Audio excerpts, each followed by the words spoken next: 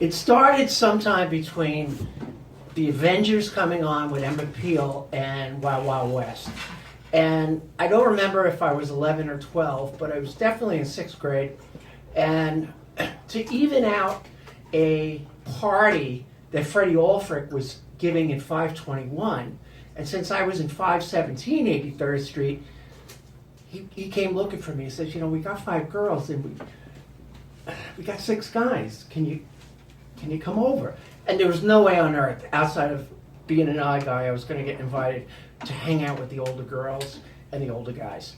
So I'm up 521, and the parents leave the railroad apartment and go in the front. As soon as they do, somebody pulls out a Coke bottle and we're playing spin the bottle. And I'm in heaven. I'm kissing older girls. I'm rigging the bottle, and it's like, this is good. And it's the first time I'm ever kissing somebody who wasn't a blood relative or married to somebody. And these are older girls. I couldn't even look at them in a church without getting a smirk or a smack. So this was my introduction to wonder. I mean, just pure wonder. It was just, I didn't sleep that night.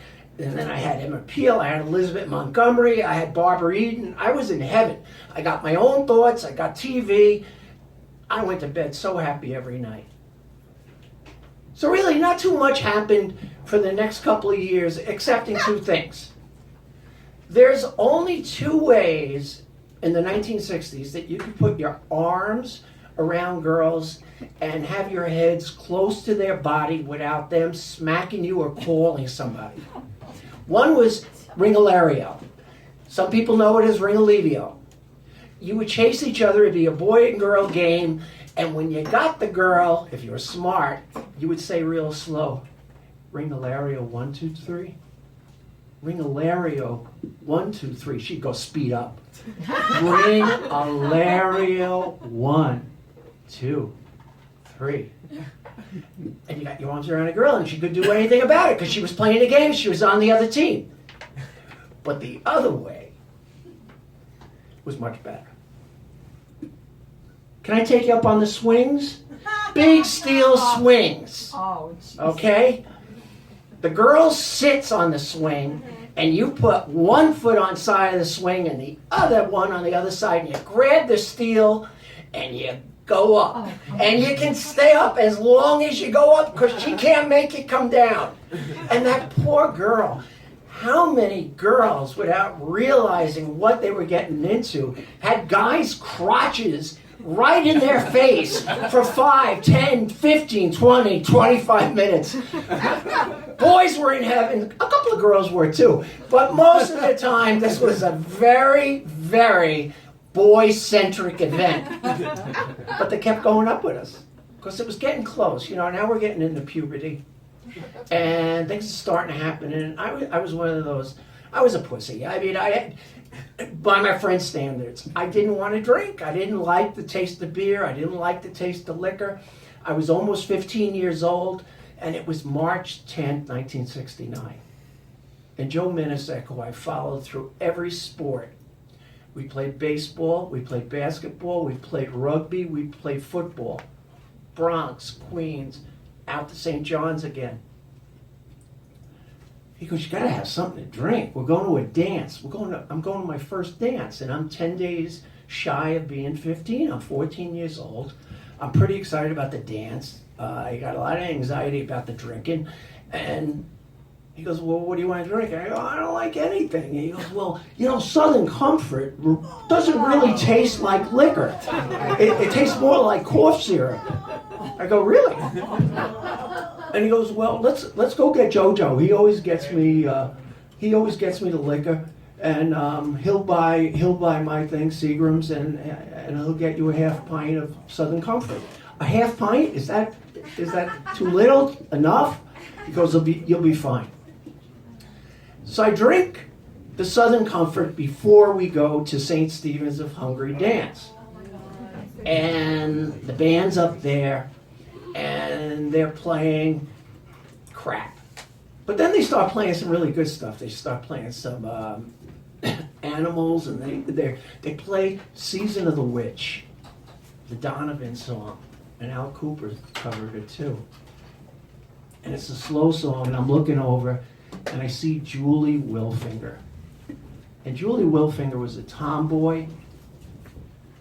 She was so pretty, she was good at sports, she had a page haircut, and she used to wear boys' dress shirts, open, and you could see like a pink bra down to where it was important. And I was in love with her because we would play. She'd play Rigolerio. You could take her up on the swings, but she belonged to Julio Markovitz, and Julio had a Grundig the size of like a Cooper. I mean, it was as big as a small car, and he would carry the radio around, and we loved his radio, but it was also a weapon when somebody disturbed him. So I was scared of Julio, and I wanted Julie. And luckily, what Southern Comfort or any liquor does to you when you're 14 years old is, you know, all the inhibitions go away, you don't worry about consequences, and I go up to Julie and I say, you want to dance? And she looks over to Julio and he's flirting with a girl, and she comes over and she starts dancing with me. And I'm so excited. I mean, I almost got mumps. And we're dancing, and I'm in heaven. And when the dance was over, I didn't move towards her. She moved towards me. And right on my lips, she goes, Tommy, thank you for asking me. So now I'm on a cloud. I had to be let out of the place between Julie and a half pint of Southern Comfort, now starting to circulate through my stomach in the worst way. And I go, I'm going to get caught. I'm staying with my grandmother's on York, my father's mother. And I go, she's going to catch me. She's sharp. And NYSX goes, buy an onion. I go, what am I going to do with an onion? Eat it. Oh, what do you mean? If I eat it? Yeah. Now, I don't like onions at 14 at all. I won't go near any of my mother's things. She puts them in stuffed peppers. I don't want to see them. So I eat a whole onion on 82nd Street and First Avenue by the deli. And now my stomach is doing like whirlpool moves, right? Roll, roll. So I say to Joe, Joe, do me a favor. I said, walk me home. What do you mean walk me home? Come up with me, because if you come up with me, my grandmother sees you and starts talking to you, she won't notice anything. It'll help me get by into the house without her knowing I'm drinking. He goes, okay. So we go home, we ring the bell, knock in the door. She was too slow. Run up the stairs. She opens the door, and she looks at him. She looks at me. She looks at him again and says, go home, I'm telling your mother you drank. Bang! Smacks me right off the face. First time I ever drank. He looks at me like he's going to kill me. And I know he is. He goes, thanks a lot. So I go inside. She doesn't say anything. She doesn't even put the TV on. So I figured I'm dead. And then I go lay on the punishment couch, right? That's my bed in her house.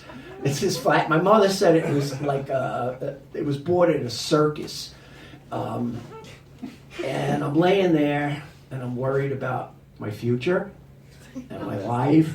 And then I start smiling, and I think, okay, I got a stomach ache, I vomited, I got caught first time, I got slapped, but Julie Wilfinger kissed me. Thank you.